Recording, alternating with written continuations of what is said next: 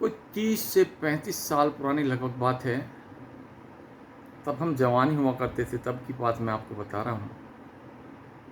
और बाद में ये जो स्टोरी है ये मैंने एक मनोहर कहानी, सच्ची कहानी वाली उसमें पढ़ी है। मेरठ में एक तांत्रिक थे, काफ़ी फेमस थे। दीवारों पर मेरे भी ध्यान है, बंगाली तांत्रिक लिखा हुआ रहता था। तो उनसे, बंगाली तांत्रिक से उनके कुछ यार दोस्त जो थे, जो उनसे रोज का मिलना उठना बैठना और नॉर्मल सी सामान्य सी बातें करना हुआ करता था। तो कहते थे, यार जब तुम तंत्र मंत्र में इतनी सिद्धि प्राप्त किए हो तो क्यों नहीं पैसा तुम एक बार सट्टा बाजार में लगाते। अगर सट्टा बाजार में पैसा लगाओ तो पैसा कमाओ यार, फिर क्या फ़ायदा तुम्हारी सिद्धि का। वो वैसे तो पहली बार में राजी नहीं हुए, लेकिन उनके ज़्यादा दबाव देने पर वो राजी हो गए। तो फिर उन्होंने अपने दोस्तों से, अपने मित्रों से कहा कि फिर उसके लिए हमें थोड़ा सामान एकत्रित करना होगा। उन्होंने कहा ठीक है भाई, सामान भी एकत्र करेंगे, बताइए क्या करना है। उन्होंने कहा इसके लिए मुझे एक तो शीशा चाहिए और एक खोपड़ी चाहिए, और वो खोपड़ी जो है किसी तेली की हो। यार दोस्तों के लिए ये काम थोड़ा मुश्किल था, लेकिन फिर भी उन्होंने वो काम किया। कब्रिस्तान से, शमशान घाट से या कब्रिस्तान से कहीं से लाए तेल की खोपड़ी और एक शीशा लाए। फिर जब वो लाए खोपड़ी, तो बंगाली तांत्रिक ने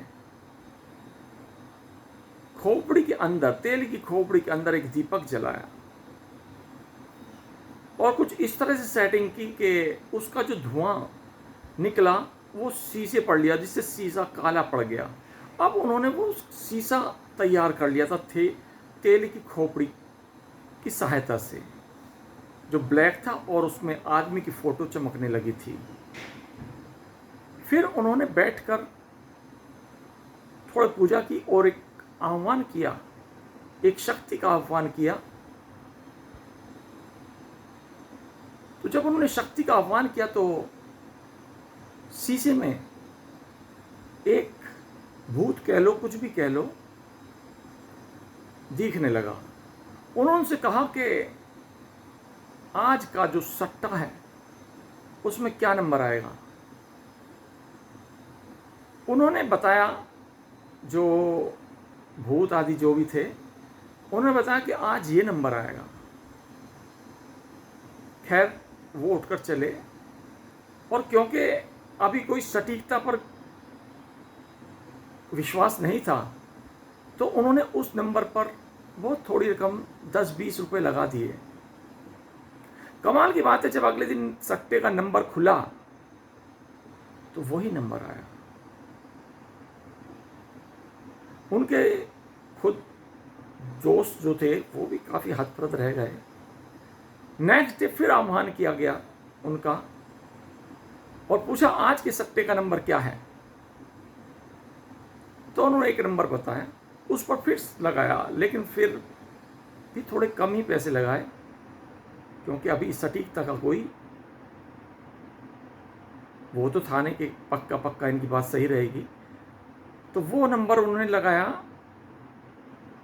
कमाल की बात फिर हुई, वही नंबर फिर आया।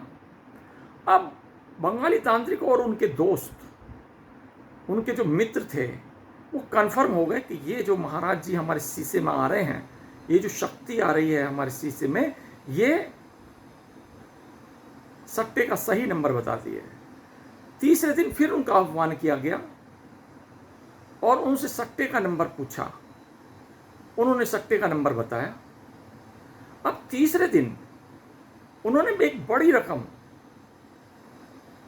उस नंबर पर लगा दी, सट्टे के नंबर के लिए, क्योंकि अब कंफर्म हो चुके थे वो भी और उनके दोस्त भी। उस नंबर पर एक बड़ी रकम लगा दी। अगले दिन जब सट्टे का नंबर आया, कमाल यह हुआ कि वो नंबर नहीं आया जिस पर वो सटीक विश्वास करने लगे थे, एकदम पूरा विश्वास करने लगे थे कि ये जो आत्मा है, ये जो देवता इसमें या भूत जो भी कहो इसमें चमक रहे हैं, ये सही नंबर बताते हैं, लेकिन उनका बताया हुआ नंबर नहीं आया। बंगाली तांत्रिक पुनः बैठे और उन्होंने फिर उस शक्ति का आह्वान किया। वो शक्ति आई तो उन्होंने कहा कि कल हमारा सट्टे का नंबर नहीं आया, ऐसा क्यों हुआ? शक्ति बोली, मैं भविष्य आदि की घोषणा तो कर सकती हूँ, पता रहता है मुझे, लेकिन मैं किसी के भी भाग्य का निर्धारण नहीं कर सकती। जिन लोगों ने भी वो सट्टा लगाया था उनके भाग्य में इतना पैसा लिखा ही नहीं था, जिसके कारण मेरा गैस, मेरा अनुमान फेल हो गया। क्योंकि मैं किसी का भविष्य बता सकती हूँ, लेकिन किसी के भाग्य का निर्धारण करना मेरे बस की बात नहीं है। आपको कैसी लगी ये स्टोरी? प्लीज़ कमेंट बॉक्स में बताइए।